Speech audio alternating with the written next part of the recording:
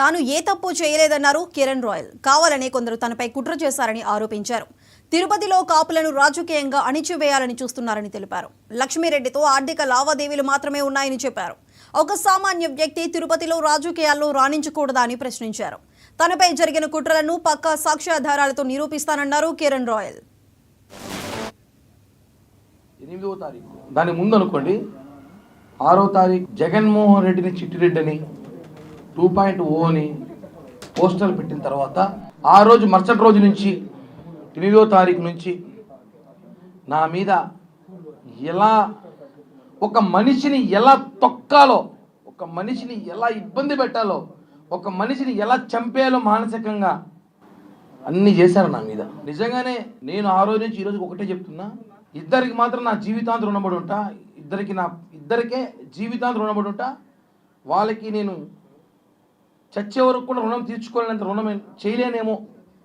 వాళ్ళిద్దరిలో ఒకరు వచ్చి మా అధినేత పవన్ కళ్యాణ్ గారు, తప్పు చేయలేదు వాడు, పక్కన పెట్టండి, విచారణ వివరణ కోరిన తర్వాత తీసుకుందామని చెప్పి పవన్ కళ్యాణ్ గారు ఆ రోజు అంటే వాస్తవాలు తెలియాలి, ఒక ఆరోపణ వచ్చినప్పుడు ఆ ఆరోపణలు వాస్తవాలుగా తెలుసుకోవాలని చెప్పి పవన్ కళ్యాణ్ గారు నన్ను నమ్మారు. రెండోది మీరు మీడియా, నేను తప్పు చేశాను లేదు మీకు అందరికీ కూడా తెలుసు. మీరందరూ కూడా 20 సంవత్సరాలుగా చూస్తున్నారు ఈ తిరుపతిలో.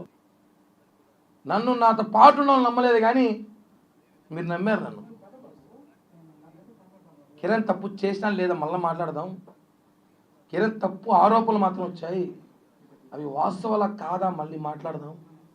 అతను వాయిస్ వినిపించాలి, అతను ఏం చెప్తున్నాడు వినాలి. ఒక సైడే మాట్లాడకూడదు, ఎప్పుడు కూడా రెండు పక్కలు వినాలని చెప్పి తిరుపతి మీడియా చూపించిందండి. హ్యాట్స్ ఆఫ్, నిజంగా చెప్తున్నాను. మీరు కానీ లేకపోయి ఉంటే నిజంగా కిరణ్ రాయల్ అనే వ్యక్తి ఈరోజు ఫోటోలు పూలమాలేసి కూర్చునేవాడు. మనము వాస్తవం చెప్తున్నాం. అంత ఇబ్బంది పెట్టారు నన్ను మానసికంగా, నా కుటుంబాన్ని, నా చిన్న పాపని, కులాన్ని. 20 సంవత్సరాల తిరుపతి రాజకీయాల్లో కిరణ్ రాయల్ అనేవాడు మాత్రం బలిజోడు. మొన్న వచ్చేసరికి సమస్య వచ్చేసరికి కిరణ్ రాయల్ బలిజోడు కాదని చెప్పి వైసీపీ నేతలు మాట్లాడటం. గత నెల 8వ తారీఖు దాని